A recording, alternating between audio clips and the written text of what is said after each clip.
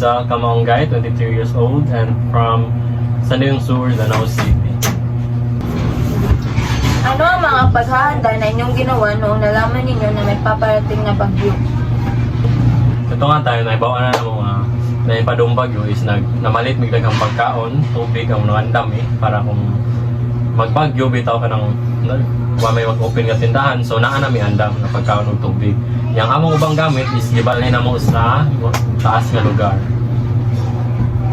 Noong nanalasa ang bagyong Tino, ano ang pangyayaring naranasan?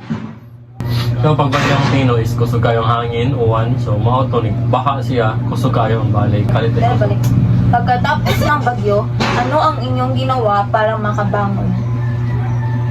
Pagka human ato is hugaw mo yung gato siya, so hinahinamig limpyo niya ang mga naguba is hinahinay po ng mukpamalit. May tulong bang nabigay ang gobyerno? Wala. Sa mga ano ang iyong mensahe sa mga nawalan ng mahal sa buhay at bahay? Pagpapalipon lang yun, o ganang kaya lang yun kung pagka wala o pagsalig sa Ginoo, makalampos na tanan ano yung problema.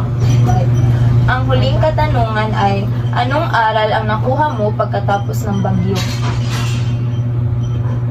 Walang yun, mga andam, mga malilungan, pagkaon, tubig, singinan mo yung papusog plastic para bitaw ka ng makuan, masulag tubig yung balay, nagyakulong nga sa loob. O di lang yun kayo magpanik, kaya yung kung sa pagpanik mo na yung makakuan.